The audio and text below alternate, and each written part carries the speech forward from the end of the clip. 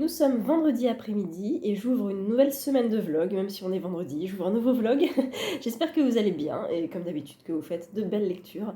J'ai fermé le vlog précédent ce matin et j'ouvre le nouveau cet après-midi. Je suis toujours dans la lettre bleue, je ne l'ai pas avancé depuis ce matin, je suis page 150, mais je vais le finir là parce qu'il me reste 100 pages. Je ne sais pas si Séverine fait un read with me là à partir de 14h, il est 14h. Si oui, je lis avec elle. Et sinon, je lis toute seule. Mais de toute façon, je vais le finir avant 16h, avant d'aller chercher mon fils, parce qu'après, je ne pourrai pas lire avant ce soir. Je suis toute seule avec mon fils ce week-end. Mon mari est parti. Il revient dimanche soir. Et du coup, je vais pouvoir consacrer mes 2 soirées, vendredi et samedi, et peut-être dimanche aussi, selon l'heure à laquelle il rentre, à la lecture. Du coup, je vais pouvoir bien lire. Après la lettre bleue, normalement, il y a Alma. Si c'est pas Alma, ça peut être autre chose. Je peux lire un tout petit. Alors, il y en a notamment un japonais que j'avais même pas, enfin, que j'avais oublié de mettre dans ma palle, qui s'appelle Je suis celle que vous croyez, que vous cherchez, je suis celle que vous cherchez, qui est dans la collection Common des arènes. Vous savez, c'est les petits romans japonais. J'avais lu La Parfaite Tokyoïte, La Vie Combini, Tokyo Crush, Comment je suis devenue japonais, et je crois qu'il y en a un cinquième. Bref, tout cela. Et là, ils m'ont très très gentiment envoyé celui-ci pour la rentrée littéraire. Donc voilà, il est très court, il fait 160 pages, je crois. Et je peux tout à fait me le caser avant Alma et le lire ce week-end, tranquillou. En attendant, Estelle pour relire le Catherine Bardon. Sinon, j'avance un petit peu le bureau d'éclaircissement des destins. Alors, je mélange un petit peu les personnages. Parce que je l'écoute en audio, là je l'ai écouté en faisant mes courses, je peux l'écouter en faisant le ménage aussi, mais je sens qu'il y a beaucoup de choses qui sont liées, parce qu'on cherche en fait des objets. Irène, qui est donc, comment on pourrait dire, chercheuse, non, elle travaille, archiviste, voilà, archiviste, au bureau d'éclaircissement des destins, au International Tracing Service, en 2016. Donc elle cherche en fait les objets qui ont appartenu aux victimes des camps de concentration durant la Seconde Guerre mondiale, et elle cherche à retracer en fait l'histoire de ces objets et peut-être rendre les objets à la famille en fait de ces victimes-là. Donc c'est hyper intéressant, très très très prenant. Beaucoup de témoignages, beaucoup de lettres échangées et du coup beaucoup de liens entre certains personnages, certaines victimes, certains objets. Et parfois j'ai un petit peu de mal à relier les histoires parce que c'est à l'audio. Là pour le coup, je pense que c'est un livre qui doit être un peu plus immersif peut-être, un peu plus logique entre guillemets à lire en papier, parce que peut-être que c'est plus simple de prendre des notes de tout ça, mais je passe un très bon moment, c'est super bien écrit, j'aime beaucoup le personnage d'Irène, donc j'adore, vraiment j'adore. Et voilà, donc ça va me faire encore un petit moment parce qu'il me reste 7 heures d'écoute, donc tranquillou, tout le mois d'octobre. La lettre bleue, et j'ai reçu dans ma boîte aux lettres 2 colis, un colis de chez Pocket et un colis de je sais pas ce que c'est. Donc on va commencer par le je sais pas ce que c'est. Je n'ai pas préouvert, désolé. Ça fait du bruit, attention, 1, 2, 3. Qu'est-ce que c'est? Ah, oh, La chambre sans mur de Morgane Hortin. Un recueil de poésie. Amour solitaire. Pourquoi je connais Amour solitaire? Oui, oui, oui, c'était une BD, je crois, ou un roman graphique. D'accord. Nami. Ah, bah c'est Nami. D'accord. Attendez, ça monte au cerveau. D'accord, c'est Nami. Très bien, c'est très gentil ça. Donc c'est les éditions Nami qui nous envoient ça. Je pense aux autres lectrices. Elles ont dû le recevoir. Et elle est très très belle cette couverture. Super belle. La chambre sans mur. Je sais pas pourquoi ça me fait penser au papier peint jaune. Je pense que ça n'a rien à voir. Mais voilà, la chambre sans... J'adore la police de caractère qui fait un peu Art Nouveau, vous savez. Je confonds Art Nouveau et Art Déco. Mais je crois que c'est Art Déco. Vous savez, les vieux ascenseurs magnifiques en fonte et tout, avec des ornements comme ça. Vous savez, les métros aussi, qui sont, je crois que c'est Art Nouveau. Art Déco. Je mélange tout. Bref, c'est pas grave. Donc c'est de la poésie. La dernière poésie que j'ai lue, c'est celle de Maya Angelou, qui m'avait beaucoup, beaucoup, beaucoup plu. Ces poèmes ont été écrits ces 6 dernières années de manière diffuse et désorganisée, parfois dans le but de ne pas oublier, d'autres fois dans celui d'exorciser. D'accord, Morgane Hortin, très bien. Qu'a-t-elle fait d'autre, Morgane Hortin? Je ne sais guère. Je ne sais guère. Ah oui, donc c'est ça, Amour solitaire, d'accord. Et il y a Amour solitaire et Amour solitaire 2. Donc j'avais déjà vu passer cette couverture et c'est sorti chez J'ai lu. C'est peut-être un roman en fait, tout simplement. Ok. Et Lettres d'amour, d'accord. Le carnet où écrire toutes les lettres que vous n'avez jamais osé envoyer. D'accord, super. Ok, le Club des larmes. Donc elle a écrit beaucoup de choses en fait. Très bien. Et là, c'est donc un recueil de poèmes. Je ne sais rien. Je ne sais pas s'il est sorti, je ne sais pas quand il sort. Mais merci beaucoup, Nami, parce que c'est très chouette.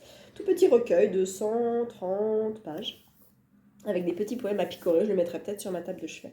Merci beaucoup, Nami, c'est très gentil. Et alors, Pocket m'envoie 2. Il y en a 2. C'est Pocket, hein, c'est pas 10-18. Ah oui, je vous ai pas dit. Alors, je suis lectrice Nami et j'avais participé aussi pour... je me suis inscrite pour être jury du prix Polar Historique 10-18. J'ai été prise. Donc, je suis prise cette année. Dis donc, j'ai tenté les deux en me disant, bon allez, soyons folles, Tastro, j'aurai rien. Et ben j'ai les deux, donc c'est top. On a 7 ou 8 ou 6 polars historiques à lire des 18. Il y en a 2 qui sortent en octobre qui font moins de 200 pages. Et après c'est janvier, février, mars, mai, je sais plus. C'est à lire avant mai, c'est pas contraignant, ils ont l'air très très bien. Donc j'ai hâte. Voilà. Donc ça c'est cool, mais je pense pas que ça soit... Je pense pas. Non, ça doit être ça aurait été très très rapide dans ces cas-là. Mais là c'est Pocket et c'est Pocket imaginaire. Oh là là là là là là. Waouh. Oh cool. Pocket imaginaire. Tolkien. Le Hobbit que je n'ai jamais lu et j'ai hyper envie de le lire. J'ai hyper envie de le lire. Depuis longtemps, très très très longtemps. Et les étymologies, je ne sais pas ce que c'est. Enfin je sais ce que c'est qu'une étymologie. Mais... les lecteurs trouveront dans ce dictionnaire étymologique elfique l'explication de nombreux noms et le point de départ de bien des récits imaginés par Tolkien. Waouh! Les étymologies permettent de suivre l'évolution d'une langue vivante, de saisir son importance, leur création accompagnée, si ce n'est guidée, la naissance du Seigneur des Anneaux et de la Terre du Milieu. Trop bien. Ah oui, c'est un dictionnaire, quoi. Ah oui, alors c'est complexe, hein. C'est très précis. C'est par lettre, quoi, hein, voilà, donc tout ce qui fait référence. Doron, chêne, doron. Ok, qui possède de nombreuses chaînes. Domo, peut-être relié à la racine précédente. Ah ouais, c'est un peu pour les geeks de Tolkien, quoi. Mais ça peut être intéressant pour découvrir un peu le vocabulaire de Tolkien et soit des lieux, soit des personnages, soit... C'est trop bien. Ah oui, il y a une petite explication quand même. Une petite présentation sur comment utiliser le guide. Eh bien écoutez, trop bien, les étymologies. Et alors le Hobbit, voilà, je pense que vous connaissez le Hobbit. Est-ce que c'est une nouvelle traduction? Je ne sais pas. Je n'ai pas l'impression. Non, ça doit être une nouvelle couverture sûrement. Ils ont dû refaire les couvertures. J'aime beaucoup la police de caractère utilisée. Et j'aime bien ce dessin un peu graphique. C'est qui? Nicolas Caminade. Très bien, Nicolas Caminade, je suppose que c'est lui également. Tout à fait. Ils sortent quand? Ils sont sortis le 5 septembre, très bien. Donc celui-ci fait 160 pages, il est à 7,30 € et celui-là fait 389 pages, il est à 8,30 €. On reste quand même dans des prix raisonnables a priori. Voilà, bah merci beaucoup Pocket. Franchement, le Hobbit, j'ai bien envie de me le caser à un moment donné. Peut-être que dans un trou vivait un Hobbit. Je crois que c'est le début. Ah non, pas du tout. Non, ça c'est le début du Seigneur des Anneaux, je pense. Mais c'est... Ah si, c'est ça. Si. Au fond d'un trou vivait un hobbit. Voilà. Non pas un trou immonde, sale et humide, rempli de boue, de verre et de moisissures, mais encore un trou sec, dénudé, sablonneux, sans rien pour s'asseoir ni pour se nourrir. C'était un trou de hobbit, d'où un certain confort. Voilà. J'aime bien Tolkien, j'avais lu Le Seigneur des Anneaux, j'avais lu le premier, j'avais lu le deuxième. Je crois que je ne suis pas allée jusqu'au troisième, parce que je connais par cœur les films et que les bouquins sont très bien, mais j'avais pas eu la patience ni la passion de la littérature de l'imaginaire pour aller jusqu'au bout. Néanmoins, le Hobbit ne fait qu'un volume, il est assez court, et je me demande encore comment ils ont fait pour en faire 3 films.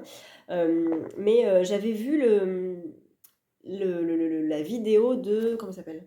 Links Off, Link the Sun, tout ça, qui lit beaucoup maintenant et qui chronique très très régulièrement énormément de choses. Et il avait lu le Hobbit et il avait dit qu'en fait, il fallait le prendre plutôt comme un espèce de récit où chaque chapitre est une aventure qui se conclut à la fin du chapitre. Faut pas voir ça comme une œuvre globale, faut voir ça parce qu'il y a les nains, je crois, tout ça. Et je sais pas comment ils sont d'ailleurs. C'est pas écrit. 13. 13 nains, c'est ça, 13 nains. Donc en fait, il faut voir ça comme des petites aventures finalement. 8.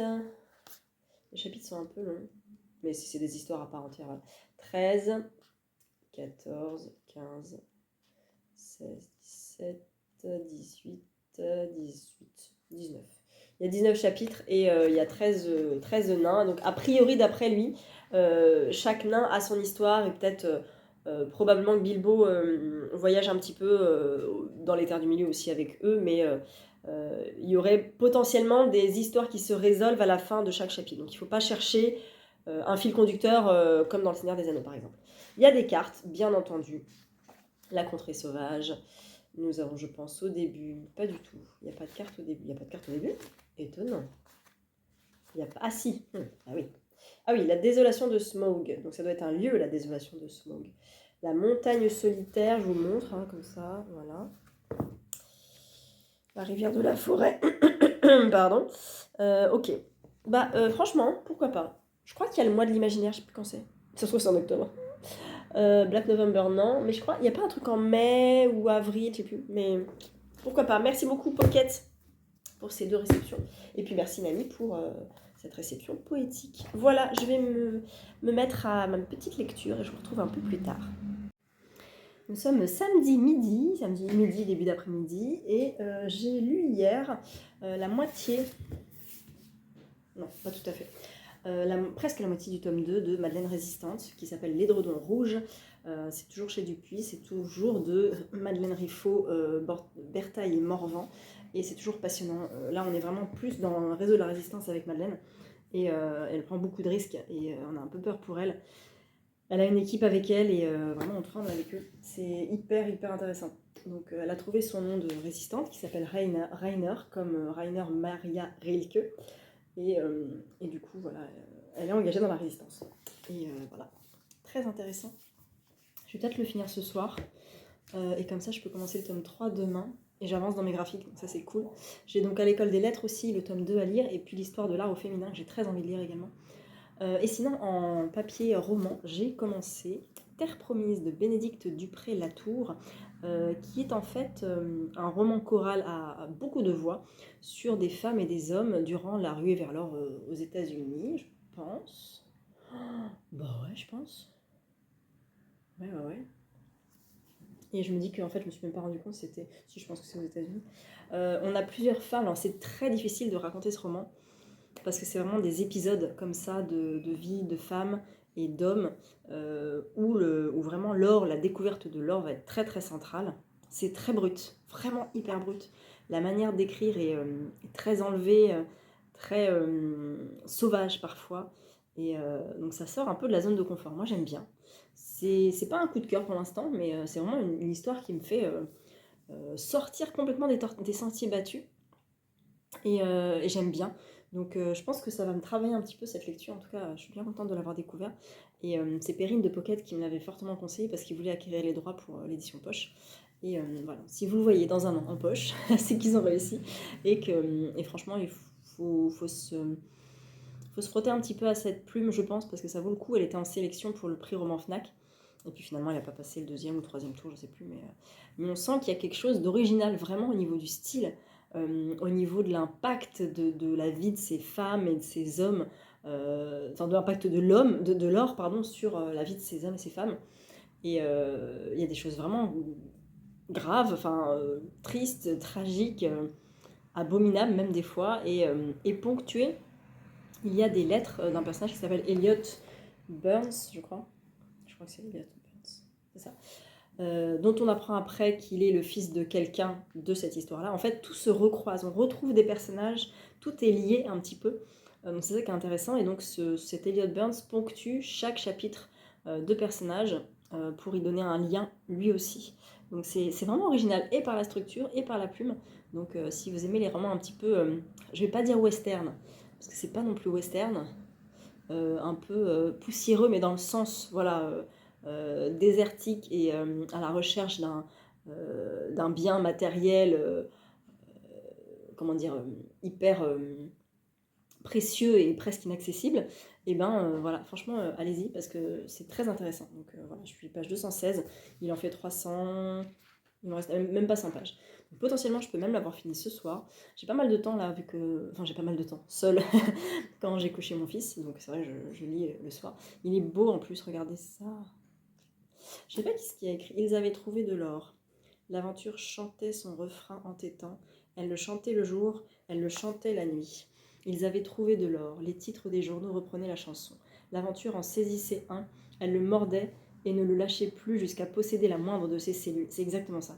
Chaque parcelle du corps et de l'esprit voulait chercher de l'or, et cette pensée envahissait les territoires intérieurs pour en ouvrir les brèches toujours plus larges, plus profondes. C'est exactement ça. C'est exactement ça. C'est très juste, très très beau, vraiment. En plus, une petite maison d'édition. Alors oui, il coûte 22 €, ok, mais très beau roman. Très original et très loin de ce qu'on peut trouver là en septembre, octobre, entrée littéraire et compagnie. Vraiment, c'est vraiment différent et c'est ça qui est important. Puis en plus, c'est tout doux. Voilà, et bien écoutez, je vous reprends plus tard, soit pour faire un point sur ça, soit sur Madeleine. Il n'y avait rien dans la boîte aux lettres aujourd'hui, et après ça, du coup, on a repoussé à la semaine prochaine Alma. Je vais peut-être lire le roman japonais Je suis celle que vous cherchez. Et puis, parce que je vais pas me lancer dans un pavé, je voulais lire La Sœur de la Lune. Mais, c'est quand même 800 pages, hein, donc faut pousser. Et puis, mon roman, là, en audio, je l'ai pas fini, donc je peux même pas mettre La Sœur de la Lune en audio et le continuer en papier, alterner. Là, je suis vraiment plus dans la version audio du Galnois. Voilà, je vous retrouve un peu plus tard. On est samedi soir, je fais la nuit du hasard avec Séverine. Même si j'ai pas de pâle du hasard, j'ai quand même pu lire. J'ai fini Terre Promise. Je l'ai dégommé. J'ai lu 125 pages hier et vraiment je l'ai dégommé. Donc voilà, j'ai fini là. C'était une lecture intéressante, vraiment qui m'a fait sortir de ma zone de confort d'un point de vue plumesque. Je vous le recommande, néanmoins je l'ai trouvé quand même très très sombre, très pessimiste. Triste, meurtri. Donc je vous le conseille quand même parce qu'il est vraiment beau, il est intéressant et les personnages sont originaux et on les croise pas forcément souvent dans les romans.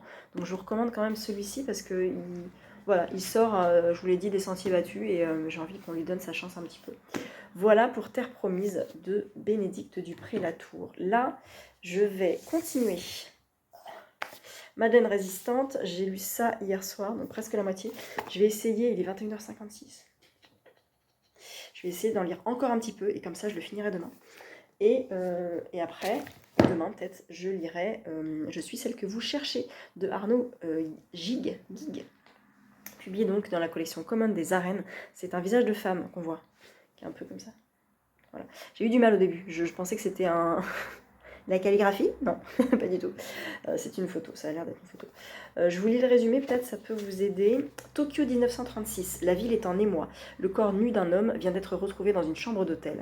Son sexe a été tranché. Sur sa cuisse, une déclaration d'amour écrite en lettres de sang. Sada, Kichi, ensemble pour toujours. Très vite, une femme est arrêtée et avoue son crime. Elle s'appelle Abe Sada. Son procès déchaîne les passions. Dans un Japon impérial aux mœurs contrôlées, sa légende ne fait que commencer. Dans ce roman intense, fruit d'une documentation minutieuse, Arnaud Gig nous révèle la vie hors norme de la geisha qui a inspiré le film L'Empire des Sens. Je n'ai pas vu ce film, mais visiblement, Abe Sada est une geisha. Bon. Donc on verra. On est en 36 hein, quand même, donc on est il y a presque 100 ans. Et je vois que Arnaud Gig a enseigné la philosophie, le cinéma. Il est notamment l'auteur de Truffaut et Godard, La querelle des images. Je suis celle que vous cherchez, son premier roman. Voilà, donc c'est un roman. D'habitude, c'est plutôt des essais dans la collection Common. Et là, voilà, ils ont décidé de publier un roman. Il est assez court, donc j'espère qu'il est quand même creusé. Il fait 168 pages. Et comme d'habitude, tout commence à droite. Et c'est très espacé, il y a beaucoup de marge, tout ça. Même si c'est écrit petit, il y a beaucoup de marge. Donc voilà, je vais essayer de commencer ça ce soir. Sinon, ce sera demain et c'est pas très grave. De toute façon, je suis vraiment en avance sur mon planning. Et à tel point que là, vous savez, dans ma palle, maintenant je mets des marque-pages à chaque mois. Et là, il m'en reste 3, en fait. Donc, alors, je sais que je suis sur mon ordi, donc je vais voir mon planning. Dans mon planning, il y a des bouquins que je n'ai pas encore... Pourquoi je les ai pas encore? Mais si, je les ai normalement tous. Non, parce que j'ai anticipé, voilà, le Cozy Christmas Mystery, je ne l'ai pas. Il y a une épreuve non corrigée Nami qu'il faut que je lise. Le bureau d'éclaircissement, il est en cours. Et puis c'est tout. C'est tout ce que j'ai mis. Donc concrètement, je vais pouvoir en rajouter et ça c'est cool. Notamment, j'aimerais trop lire Le Grand Magasin des Rêves, roman coréen de chez Piquet, là, qui fait 250 pages je crois. Et j'aimerais beaucoup le sortir parce qu'il me tente vraiment beaucoup. Donc voilà, celui-ci, je le sors de la palle et je vais sortir aussi Madeleine Résistante. Alors, vu que j'ai rien à faire...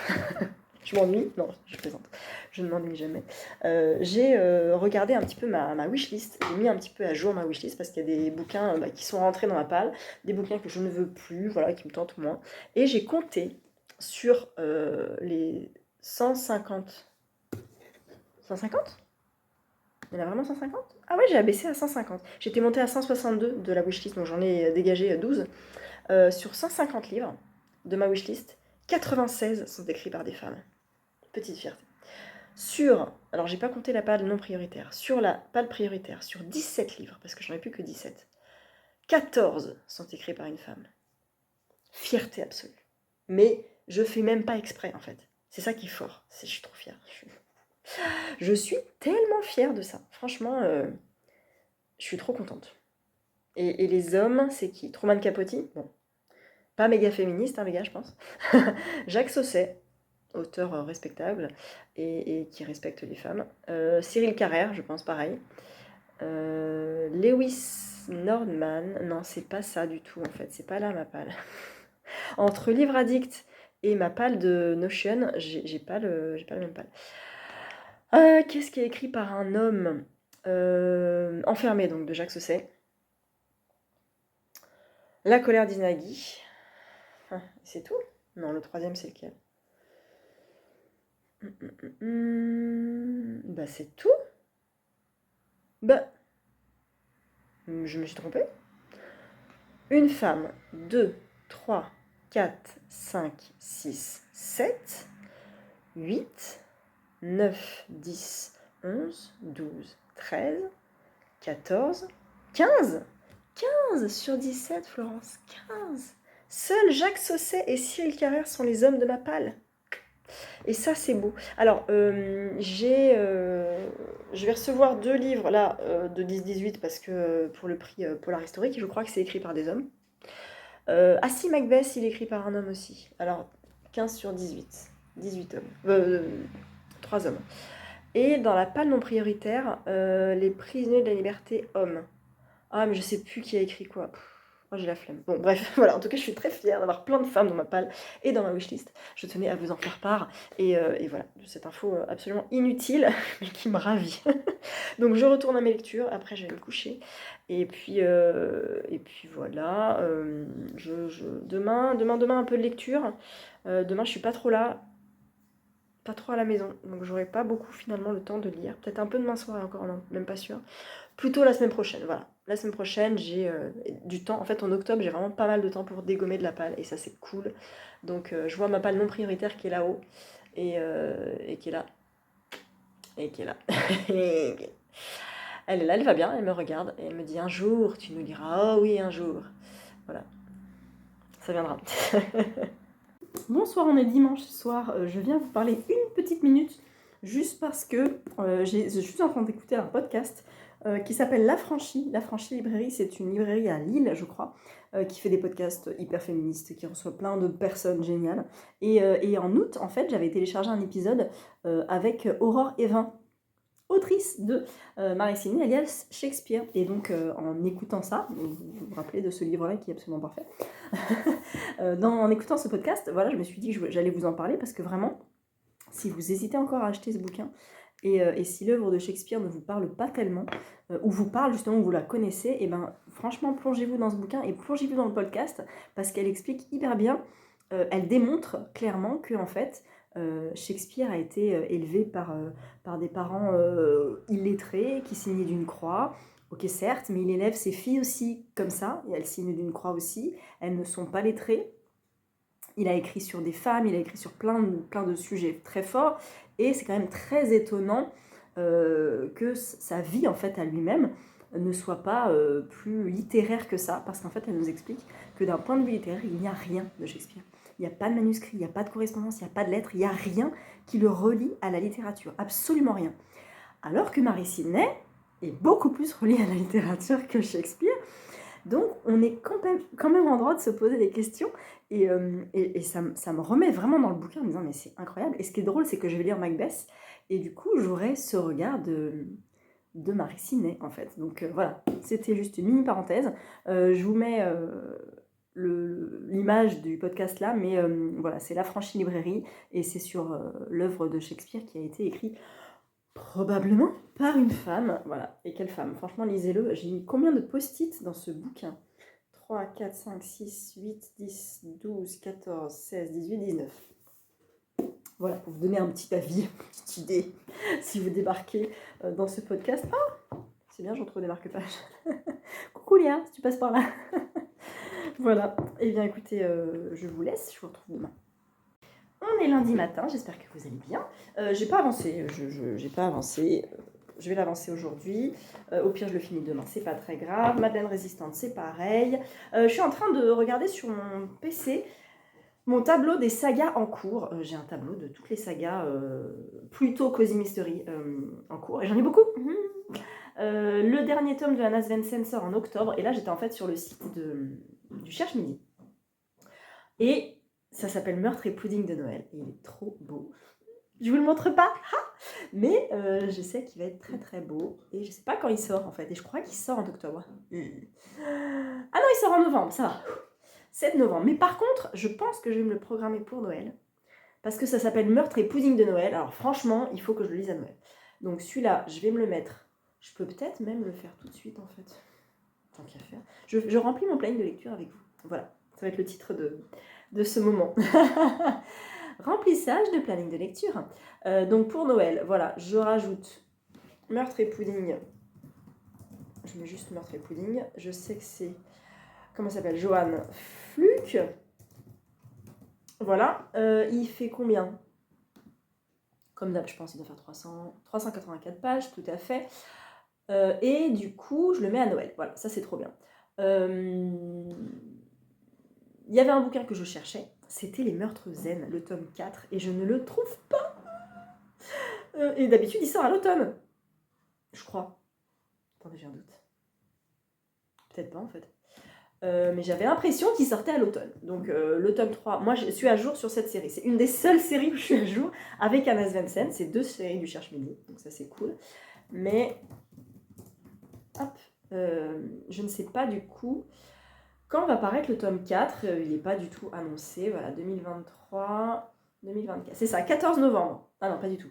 9 novembre 2023, il est sorti le tome 3. Donc j'ose espérer que le tome 4 sorte aussi en novembre. Parce que le tome 2 était sorti... Ah, bah c'est pas écrit, ok. Et le tome 1, on ne sait pas non plus, j'imagine. Ah si, c'était sorti en septembre 2022. Donc voilà, probablement un par an. Je vais peut-être envoyer un message à Maëlle pour lui dire coucou, est-ce que tu sais quand est-ce qu'il sort? Pour que je sache un petit peu comment le programmer aussi, parce que voilà, j'ai envie d'être à jour. Si je fais un tableau des sagas en cours, c'est que j'ai envie d'être à jour dans mes sagas en cours, et c'est pas du tout le cas. Donc Anna Svensson, je suis à jour. Les Meurtres Zen, je suis à jour. Ils étaient 7, j'ai le tome 4 qui me regarde et qu'il faut que je lise. Lizzie Martin, j'ai décidé d'arrêter, mais j'en ai au moins lu 6, c'est cool. Une enquête des Sœurs-Brontë, je me suis programmée pour décembre pour finir cette saga avec le tome 4. Les Dames de Marlowe aussi, tome 3. D'ailleurs, je ne sais pas s'il y a une suite. C'est quelle maison? La Martinière. Est-ce que la Martinière... Hop, est-ce qu'ils ont un site? Parce que peut-être que le tome 4 va sortir aussi bientôt, finalement. Parce qu'en fait, un an, ça passe vite.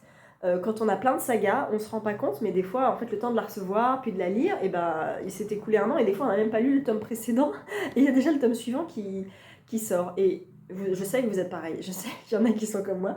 Apparaître. On va voir chez La Martinière les bouquins apparaître. Alors, tac, qu'est-ce qu'il y a des Dames de Marlowe? Oh, il y a un bouquin vachement beau qui s'appelle La Maison de Verre, mais je ne vois rien. Et en même temps, les apparaître, je pense qu'ils n'ont pas tout le catalogue. Non. Il y a le tome 4 de l'Hôtel Savoy qui sort, par exemple, voilà, je peux vous le dire. Mais je ne vois pas de Dame de Marlowe, du tout. Donc pareil, je demanderai peut-être à La Martinière. Les 3 Dahlia, j'ai le tome 2 qu'il faut que je lise, mais c'est pas prévu tout de suite. Love Dead Rider, j'en ai lu 1. Magritte et Georgette, j'en ai lu 2. C'est pareil, il y en a beaucoup qui sont sortis, donc je serai peut-être pas à jour, mais je veux continuer. Et Son espionne royale enquête, j'avais lu le premier tome, j'avais bien aimé. Je suis pas sûre de la reprendre parce qu'il y en a vraiment beaucoup. Et c'était super, mais voilà. J'ai pas forcément envie de continuer. Tandis que Magritte et Georgette, J'ai vraiment envie de continuer cette saga, donc voilà. Au niveau classique, Chronique de San Francisco, ça me fait les étés, donc ça c'est programmé. Anne, j'ai le tome 7 à lire, et il y en a 8, ça va. Et les 7 sœurs, je lis donc le tome 5 prochainement, et les tomes 6 et 7, je les ai dans ma palle, donc potentiellement en 2025, je peux continuer les 7 sœurs. Voilà, où j'en suis à peu près dans mes sagas, ça va, c'est pas trop le bazar, mais voilà, niveau planning de lecture, j'aimerais bien quand même être à jour dans les sagas, quoi, en fait. Et ils étaient 9, ils ne furent plus que 9, je l'avais mis quand? Je l'ai pas mis, en fait. Il va falloir que je le... Attendez, je vais me moucher. Donc, je l'ai pas programmé, ils ne furent plus que 9, et je pense que le tome 5... Tiens, bah, je peux... non, c'est pas écrit, il va apparaître. Je demanderai à Maëlle. C'est pas grave, mais voilà, faut que je le programme. Je ne sais pas quand. Voilà, et par contre, j'ai vu une sortie trop bien. Je cherche midi. Vous savez, Édouard Carré avait écrit une trilogie, je crois, qui s'appelait Le Château, qui était trop beau, les dessins étaient magnifiques. Un peu Tim Burton. Il a aussi écrit Petite, qui avait été un super coup de cœur, qui était l'histoire de Madame Tussaud, en fait, la vraie Madame Tussaud, qui faisait des poupées en cire, mais qui faisait quelque chose avant aussi. Très intéressant, un peu avant la Révolution française, donc 18e. Super intéressant, illustré aussi par Édouard Carré. Et là, il en sort un nouveau, le 10, genre dans 3 jours, qui s'appelle L'homme avalé. Et c'est l'histoire du père de Pinocchio, de Geppetto, en fait. Donc voilà. Et il faut que je vous montre la couverture, elle est trop classe. Regardez-moi ça, magnifique. Donc ça s'appelle L'homme avalé. Et voilà, ça raconte l'histoire de Geppetto qui est dans la baleine, qui se pose des questions existentielles. Voilà, donc il sort, il fait 168 pages, en plus il est super court.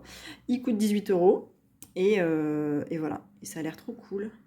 Édouard Carré, c'est lui, et c'est lui qui avait fait Petite, et Le Château. Alors peut-être que vous vous rappelez cette saga, je ne sais pas, mais en tout cas, trop classe, quoi. Donc je suis là pour augmenter vos wishlists, hein, vous le savez, voilà, et pour augmenter la mienne aussi. Mais vraiment, il est beau et puis il est court, quoi. Donc ça doit être des petites réflexions de vie, peut-être, voilà.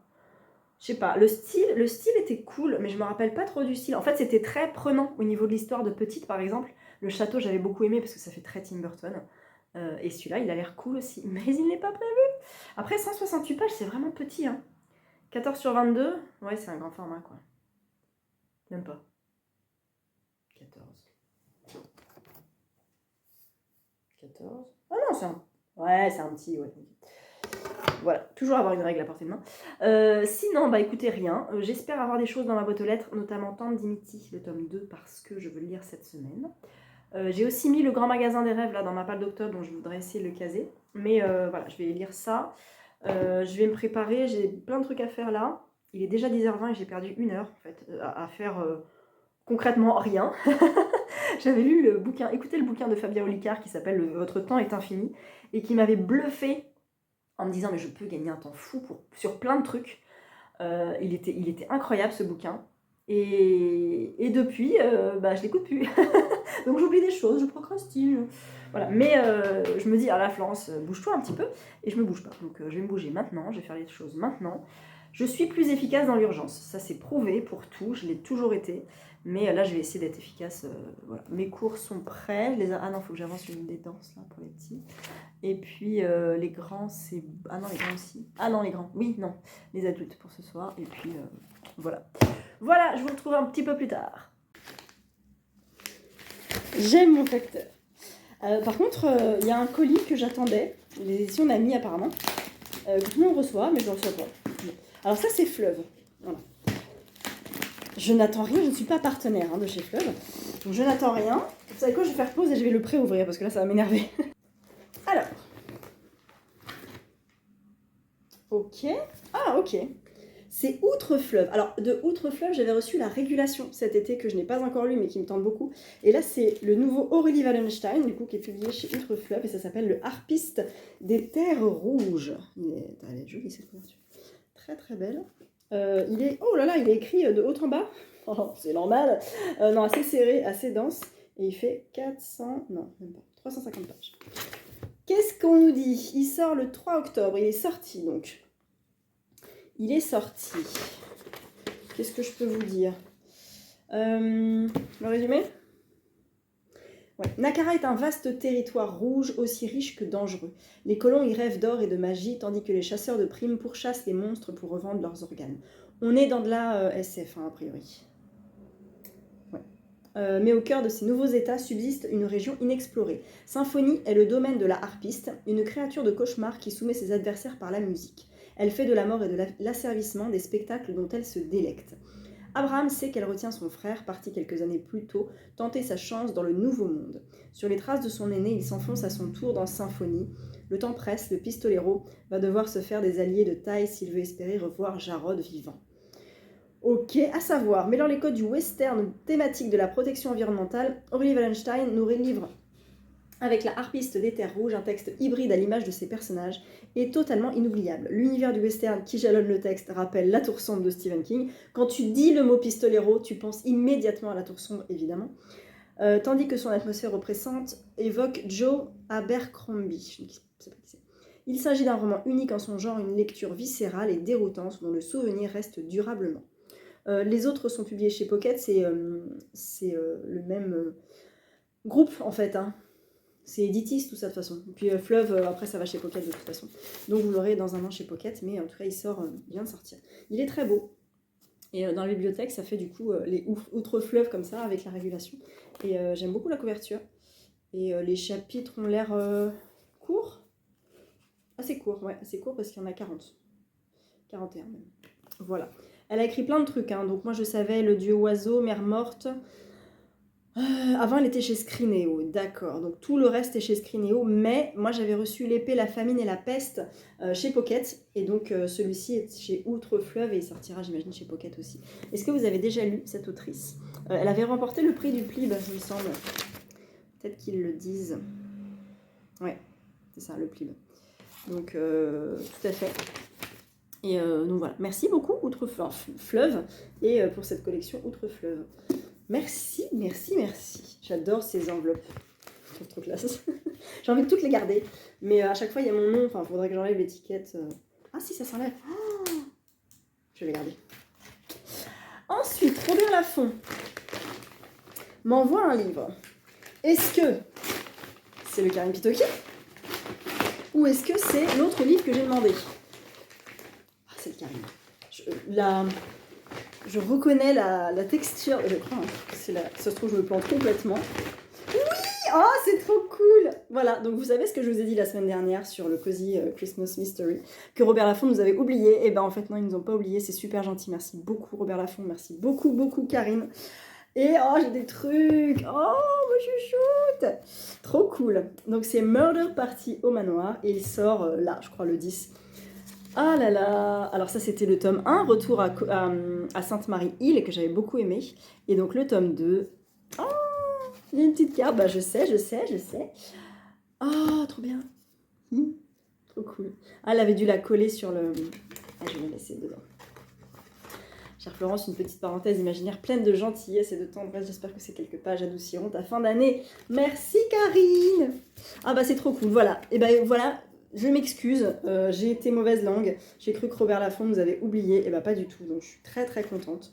Je vais pouvoir... je l'avais programmé de toute façon pour le mois d'octobre, donc c'est parfait. Oh, il y a un résumé du tome 1, mais c'est magnifique. Mais ça c'est trop bien. Ça c'est trop bien. Voilà, merci. Et il y a même la bande originale du film, de la playlist en fait, du livre. Trop cool. Elle a fait une nouvelle playlist pour le tome 2. C'est trop bien, ça me donne tellement envie. Oh, qu'est-ce que je fais si je vais le lire en octobre? En même temps, il serait tellement parfait pour Noël. Alors, je voulais les résumer. Oui. Quoi de mieux à l'approche de Noël que d'assister à une super murder party dans un manoir hanté? Joanne Brown pense avoir trouvé le plan trop stylé, avec plein de « et » pour égayer la fin d'année de son neveu youtubeur. Voilà, c'est pour ça qu'il dit « et ». Grossière erreur. Quand une méga tempête de neige s'invite à la fête, que Laurie, son meilleur ami, disparaît et qu'un des participants trépasse en pleine séance de spiritisme, le séjour vire au cauchemar, au film d'horreur, pardon. Je ne sais pas pourquoi mon cerveau a mis ce mot. Joe est alors coincé au St. Andrew Manor, ambiance so creepy assurée, avec un couple d'ados, son voisin septuagénaire, une assistante phobique des fantômes, un corgi psychopathe et une tripotée de suspects. Elle n'a d'autre choix pour sortir de cette galère que de se lancer dans la mêlée. Vengeance, cold case, malédiction, quelle terrible vérité planquée entre les murs de l'inquiétante bâtisse gothique, pousse l'un de ses occupants à tuer. C'est trop bien. Oh, le corgi, il est là. Trop cool. Regardez la couverture quand même. Moi, je la préfère au tome 1. La couverture du tome 1 était jolie, mais vraiment, je préfère celle du tome 2 là. Voilà, je trouve ça cool. Oh, trop cool. Alors ça doit être Johan. Et ça doit être Laurie, j'imagine. Mais ça, c'est pas un corgi, ça. Il a un chien, je sais plus. Trop bien. Donc voilà le dos. Trop bien. Trop bien. Ah oui, fin du premier tome. Oh, il y a même la fin du premier tome. Et Karine, t'as géré, hein. C'est trop bien. Et il fait 300 pages. Voilà. Ah, bah il y a les avis du Cozy Mystery tome 1. Ce qu'elles ont pensé du tome 1. Ah, c'est cool. Il y a qui? Il y a Louise. Il y a Toile de mots. Il y a Marie Livresse. Il y a Papotage Livresque. Trop bien. Trop bien. Ah, bah je suis contente. Elle était au festival de Montsartou ce week-end. Estelle m'a dit qu'elle avait fait un truc avec elle. Donc c'est top. Trop bien. Merci beaucoup Robert Laffont. Merci Karine. Et trop contente parce que du coup je vais pouvoir l'attaquer quand la semaine prochaine. Non, j'avais dit pendant les vacances, je crois. Pendant les vacances. Voilà. Et le troisième, c'est les éditions du Seuil. Et là, en transparence, je vois que c'est un livre, on est d'accord. Mais alors, je ne sais pas qui c'est. Alors, le premier, donc c'est un envoi sauvage. Donc c'est pas prioritaire. C'est dans la palle non prioritaire d'ailleurs. Et les éditions du Seuil, j'étais pas en contact avec eux. Qu'est-ce qu'ils ont en sous... Ah oui. Je vous disais en sous maison d'édition. Bah oui, ils ont Verso. Mais oui. Merci Benoît. Ah, mais c'est exactement ce que j'attendais. Les deux là, j'attendais exactement de les recevoir en papier pour me les... Enfin, ils sont déjà programmés en fait. Mais c'est trop bien. Oh, ils sont le 11. Ah, je suis trop contente. Tante Dimitri, je suis folle de Tante Dimitri, je suis trop fan. Le tome 2 est trop beau, la couverture est magnifique, le tome 1 était superbe, le tome 1 était parfait, le tome 2 sera parfait. Ah, c'est trop bien. C'est trop bien. Qu'est-ce que je peux vous dire? Grâce à Tante Dimitri, la vie de Laurie Shepherd a pris des allures de conte de fées. Enfin en apparence, les projets de Laurie de passer une seconde lune de miel dans les Cotswolds vient de tomber à l'eau et elle se retrouve à voyager avec son beau-père plutôt qu'avec son mari. Ça va pas du tout. Alors quand le vieil homme disparaît, en laissant derrière lui, ah bah, donc là on a une disparition, donc on a un Cozy Mystery, ça y est. Avec une note bien mystérieuse, c'est à Laurie de se lancer à sa recherche. Or, même guidé par le fantôme de Tante Dimitri, un périple en voiture à travers toute l'Angleterre est loin d'être une mince affaire. Encore moins lorsque Laurie exhume un sombre secret de famille. Oh, c'est trop bien. 14,90. 14,90. Rendez-vous compte du travail éditorial de ça, quoi. On n'est pas sur un bouquin... Oh là là, il y a même le marque-page du tome 3. On est sur un travail éditorial génial. Apporter du soin à la couverture, tout ça. On n'est pas sur un bouquin à 20 balles. Je ne citerai pas de maison d'édition, mais vous voyez tout à fait de quoi je parle. Juste comme ça. Là, c'est vraiment les éditions Verso, un label Seuil. Lisez Verso. Lisez Verso. L'oiseleuse de la reine est géniale. Tante Dimitri est génial. Le secret des Deveril est génial. J'ai pas lu Butcher, voilà, parce que c'est pas trop ma cam, mais j'en entends beaucoup de bien. Donc vraiment, Verso, au top, quoi. Je suis contente. Trop contente. Il fait 370 pages et le tome 3 sort en janvier. Ah, il était sorti quand le premier? Il devait être sorti en juin. Je crois qu'il était sorti en juin. Là, octobre et janvier. Et donc le tome 3, vous n'arrivez pas à lire, à voir. C'est pas top. À chaque fois, ça fait pas la mise au point, ça m'agace. Tante Dimitri et le chantier maudit, avec un joli petit chien qui est là. Et des petites violettes, voilà. Trop bien. Ah, c'est trop bien, je suis trop contente. Je suis trop contente, c'est trop cool. Et il y a même une recette de brownie au caramel. Et ça, c'est trop bien. Je suis trop contente. Vraiment, je l'ai dit 12 fois, mais je m'en fiche. Trop bien parce que exactement ce que j'attendais. Parce que ça, c'est lu en octobre. Et trop cool. Vraiment trop cool. Deux romans de qualité, deux sagas de qualité, deux autrices de qualité. Et trop bien. Et merci aussi Fleuve, hein, parce que voilà, je n'oublie pas Fleuve. Donc, des chouettes réceptions, très très chouettes. Alors c'est pas Nami, mais c'est pas grave. J'aurai Nami, je pense, cette semaine, puisque les autres l'ont reçu. Donc voilà, j'ai envie de lire les deux là d'un coup. Non. Parce que je regarde mon planning. Il est 1h30. Donc là, je vais avancer celui-là. Parce que je veux l'avancer. Ce soir, je continue le bureau d'éclaircissement des destins parce que j'ai pu l'avancer en audio hier en voiture. Donc c'est cool, j'ai bien passé la moitié là, donc c'est chouette. Et après, je lis quoi? Ah si, je voulais lire Le Grand Magasin des Rêves. Alors c'est là ma problématique. Le Grand Magasin des Rêves, c'est Steph, une souris et des livres, qui me l'a offert pour mon anniversaire. Elle me l'a envoyé début juillet. Donc il est dans ma palle depuis début juillet. Et j'essaye quand même de lire les livres au fur et à mesure de l'arrivée dans la palle, quoi. Même si c'est pas toujours le cas. Mais là, c'est des bouquins qui sortent, je crois qu'ils sortent tous les deux, en fait, le 11. Le 10 ou le 11. Celui de Karine, il sort, je crois qu'il sort le 10, et Tandimiti sort le 11. Et j'aurais envie, parce que les maisons d'édition me font plaisir et que c'est des auteurs et des autrices que j'affectionne beaucoup et des sagas que j'aime beaucoup, de les lire en avant-première pour vous montrer la chronique, pour vous publier la chronique en temps et en heure. On est le 7. 7, 8, 9, 10. 10, jeudi 10, vendredi 11. C'est chaud, hein? Je vais pas pouvoir. Je peux en lire un. Je peux en lire un. Oh, si, je peux en lire un. Je peux en lire un et je le publie. Mais vendredi, c'est vendredi lecture. Ou je le publie samedi. Bref, donc vous voyez la problématique un petit peu. En tout cas, c'est trop bien. Mais les couvertures sont super belles. Vraiment. Ça, c'est Alexis Bruchon qui avait fait déjà le tome 1. Et ça, c'est une jeune femme qui s'appelle, ou pas jeune peut-être, Tiffany Uldry. Et elle est sur Instagram, mais je ne sais plus son pseudo. Si vous cherchez Tiffany Uldry, U-L-D-R-Y, vous allez peut-être la trouver. Si je la trouve, je vous la partagerai en story. Je vais voir, mais je suis trop contente. Je suis trop contente. Voilà, je suis trop contente. Allez, je vous laisse. En fait, je vais reposer, vu que de toute façon j'ai lu 10 pages. Je vais reposer celui-là. Parce que, ouais, clairement, je suis à la page 15. J'ai rien lu. Et je vais commencer Tandimiti. Parce que je pourrais pas lire les deux. Et que Verseau est une plus petite maison d'édition que Robert Laffont. Donc je vais prioriser. Mais en vrai, j'aimerais lire les deux dans la semaine. Hein. Mais je vais commencer celui-là. Maintenant. Et demain, on est mercredi. Pas du tout. Demain, on est mardi. Demain, j'ai le temps de lire le soir. Je suis toute seule à la maison. Et mercredi, je l'ai fini dans les transports. Comme ça, il sort jeudi. Non, il sort vendredi. Je peux le chroniquer jeudi soir. Je peux le programmer jeudi soir. Comme ça, vendredi, je mets le vendredi lecture. Et j'essaie de mettre le livre de Karine. De toute façon, le livre de Karine, il est prévu plus tard. Donc ça va. Mais je vais faire ça. Voilà ma vie de lectrice.